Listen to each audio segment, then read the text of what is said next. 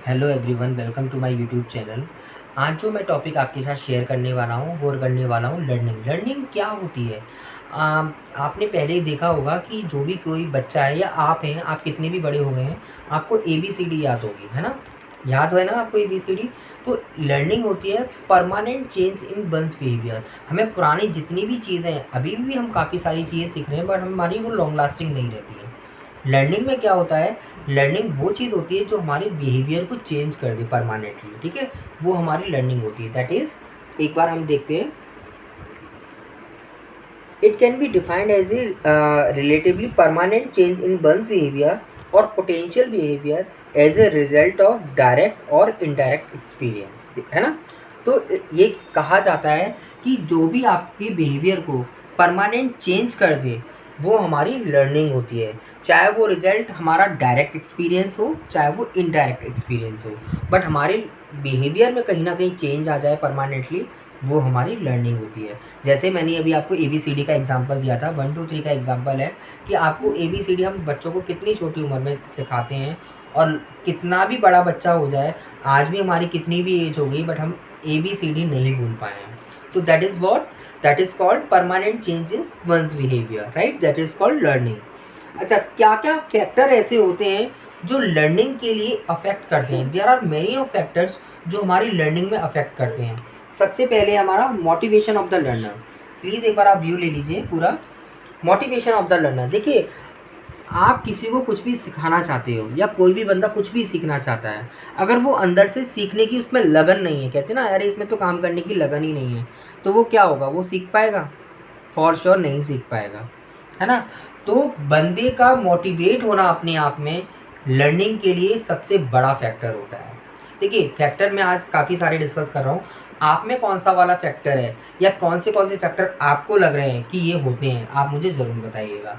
देखिए, फैक्टर्स में क्या होता है कि कोई भी बंदा अगर अंदर से मोटिवेट नहीं है, मुझे ज़ील ही नहीं है कि अब मुझे करना ही नहीं है ये कोर्स, मुझे ये सीखना ही नहीं है ये सारी चीज़ें, तो मैं सीख पाऊँगा?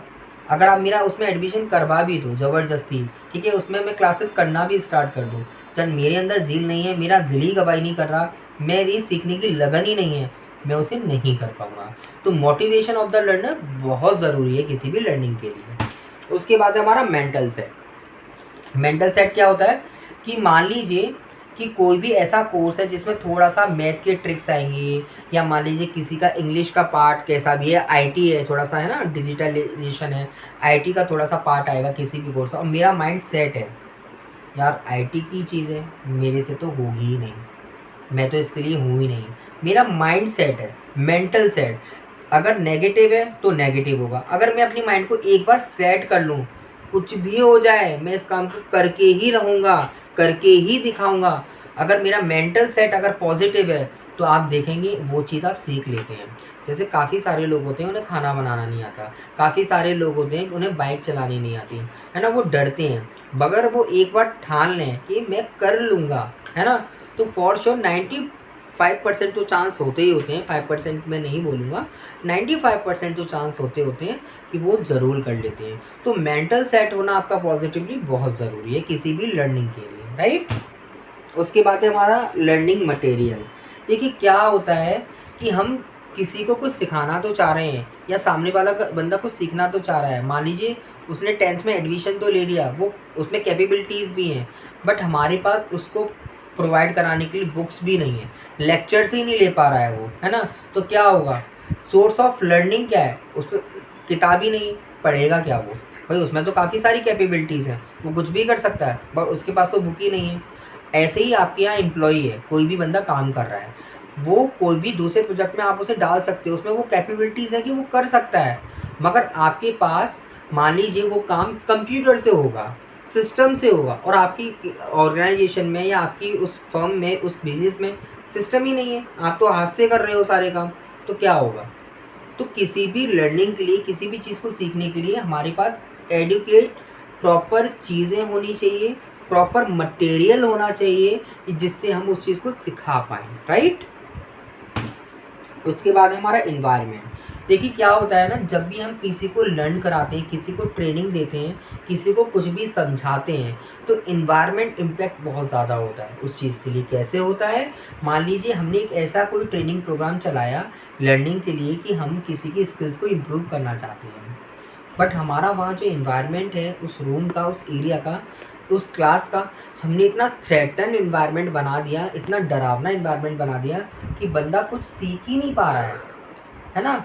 वो अपना जो हमारा जो ट्रेनर है वो उससे इतना डरा हुआ है कि वो कुछ सीखने की कोशिश ही नहीं कर पा रहा है, just because of threaten environment, है ना। या इन्वायरमेंट का कोई और इम्पैक्ट भी हो सकता है, मान लीजिए नॉइस इम्पैक्ट भी हो सकता है, या मान लीजिए क्लाइमेट इम्पैक्ट भी हो सकता है। तो इन्वायरमेंट का काफ़ी रोल होता है लर्निंग के लिए। या हम कहते हैं ना कि बच्चे तो स्कूल से नहीं, स्कूल से ज़्यादा घर से सीखते हैं, या छोटा बच्चा जो होता है वो माँ से सीखता है। तो आपको क्या होगा, आपको उस घर में इन्वायरमेंट क्रिएट करना पड़ेगा। अगर आप अपने बच्चे को कुछ भी सिखाना चाहते हो या स्किल्स को डेवलप कराना चाहते हो, तो इस इन्वायरमेंट को क्रिएट करना पड़ता है, चाहे वो ऑर्गेनाइजेशन हो, चाहे वो आपका घर हो। जब तक आप इन्वायरमेंट क्रिएट नहीं करोगे, वैसा इन्वायरमेंट नहीं बनाओगे जैसा आप चाहते हो उस चीज़ के लिए, तब तक कुछ भी नहीं हो सकता। ठीक है।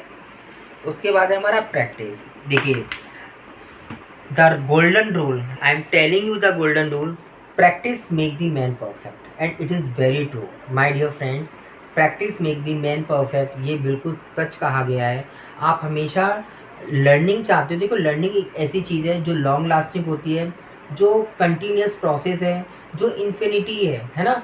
लर्निंग आपकी जो आपकी लास्ट ब्रेथ होगी तब तक हमेशा लर्निंग रहती है, क्योंकि हमें हर रोज़ हर सुबह कुछ ना कुछ सीखने को ज़रूर मिलता है। आप सीखें या ना सीखें ये आपकी मर्ज़ी है, बट हमेशा हमें रोज़ कुछ ना कुछ नया सीखने को ज़रूर मिलता है।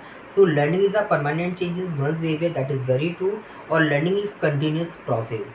मगर कोई भी चीज़ हम सीख तो रहे हैं, मैंने ABCD सीख तो ली आज, मुझे क्लास में सिखा तो दी, बट मैंने उसकी प्रैक्टिस नहीं करी, अगेन एंड अगेन लिख के नहीं देखा, तो आप क्या करते हैं, आप समझ सकते हैं क्या वो चीज़ आपकी लर्न हो पाएगी, क्या वो प्रैक्टिस में आ पाएगी आपकी, क्या वो इतना यूज़र फ्रेंडली हो पाएगी आपके लिए? फॉर श्योर नहीं हो पाएगी। मान लीजिए ऐसे ही आपने कोई कमांड सीखा, आपने कोई थ्योरी सीखी, है ना, कि ऑर्गेनाइजेशन में मुझे कैसे बूस्टअप करना है, लोगों को कैसे मोटिवेट करना है, आपने कोई गेम सीखा, है ना, या मान लीजिए आपने मेहंदी लगाना सीखा फॉर एन एग्जांपल। आप जब तक उसे ड्रॉ करके नहीं देखोगे अपने हाथों पे, आपको क्या लगता है, प्रैक्टिस नहीं करोगे तो आपको क्या लगता है आपको वो चीज़ याद हो पाएगी, आपको वो चीज़ लर्न हो पाएगी? फॉर श्योर नहीं हो पाएगी। हो सकता है 5 दिन, 10 दिन, 20 दिन आपकी माइंड में वो चीज़ सेट रहे, बट एक टाइम के बाद, 10 दिन के बाद, 20 दिन के बाद, 1 महीने के बाद आप धीरे धीरे धीरे धीरे उसे भूलने लगोगे। ऐसे ही कोई भी टॉपिक है, मान लीजिए लर्निंग का ही टॉपिक है, अगर मैं इसकी प्रैक्टिस ना करूँ, है ना, मैं लेक्चर दूँ, अगर मैं लेक्चर देना बंद कर दूँ 1 साल के लिए, 2 साल के लिए, तो कहीं ना कहीं चीज़ें मेरे माइंड से स्किप होने लगेंगी। ऐसा ही होता है ना। सो प्रैक्टिस हमें करते रहना चाहिए। अगर आपको लर्निंग अपनी बूस्टअप रखनी है और अच्छी करनी है, तो हमेशा प्रैक्टिस का साथ कभी नहीं छोड़ना चाहिए, कंटिन्यूस प्रैक्टिस में हमें रहना चाहिए। सो आज जो मेरी वीडियो थी ये थी मेरी लर्निंग पे। ऐसी ही काफ़ी सारी थ्योरीज हैं लर्निंग की, मैं आपको वो भी बताऊंगा नेक्स्ट वीडियो में।